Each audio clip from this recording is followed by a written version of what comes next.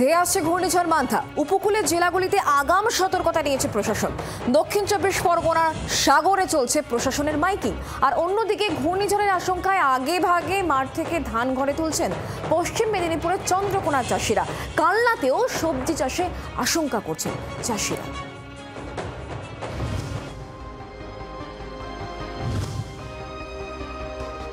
একটি জরুরি ঘোষণা, বঙ্গোপসাগরে তৈরি হয়েছে গভীর নিম্নচাপ। ধেয়ে আসছে ঘূর্ণিঝড় মান্থা। সোমবার থেকে বৃহস্পতিবার পর্যন্ত বজ্র বিদ্যুৎ সহ প্রবল ঝড় বৃষ্টির সম্ভাবনা রয়েছে। ঘূর্ণিঝড় মান্থার প্রভাব বাংলাতেও। এ রাজ্যের উপকূলের জেলাগুলিতেও ঝড় বৃষ্টির পূর্বাভাস দিয়েছে আবহাওয়া দফতর। ঝড়ের পূর্বাভাস রয়েছে উপকূলের দুই জেলা দক্ষিণ 24 পরগনা ও পূর্ব মেদিনীপুরে। উপকূলের জেলায় 40 থেকে 45 কিলোমিটার বেগে ঝড় বইতে পারে। মৎস্যজীবীদের সমুদ্রে যেতে নিষেধাজ্ঞা জারি। 28 থেকে 31 অক্টোবর পর্যন্ত সতর্কতামূলক ব্যবস্থা নিয়েছে প্রশাসন। বিপর্যয় মোকাবিলায় প্রশাসনের তরফে মোতায়েন করা হয়েছে সিভিল ডিফেন্সের কর্মীদের। উপকূলের বাসিন্দাদের সচেতন করতে চলছে মাইকিং।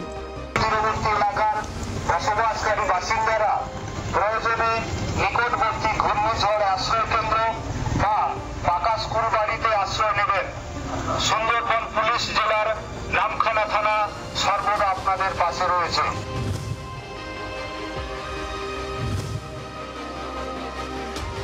অন্যদিকে ঘূর্ণিঝড়ের প্রভাবে ক্ষতির আশঙ্কা করছেন পশ্চিম মেদিনীপুরের চন্দ্রকোনার চাষিরা। সেজন্য আগেভাগেই জমি থেকে ধান ঘরে তুলছেন চাষিরা। এরপরও অনেক জমির ধান নষ্ট হওয়ার আশঙ্কা করছেন তারা। আবার সময় মতো আলু বীজ রোপণ করা নিয়েও চিন্তায় আলু চাষিরা।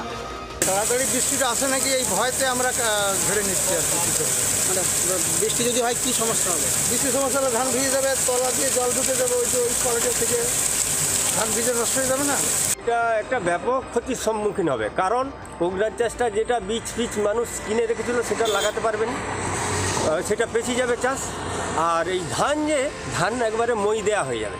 একে ধানটা শোষকে শেষ করে দিয়েছে। আমাদের চন্দ্রকোনা ব্লকটা একবারে শোষকে শেষ, মানে বীজ দিয়েও আমরা আটকাতে পারছি না। আর ধানটা শোষক বাদ দিয়েও যে জলটা হয়েছিল, একটু বৃষ্টি হয়েছিল না, তাতে থোড়ে ধানটার জল ঢুকে গেছে।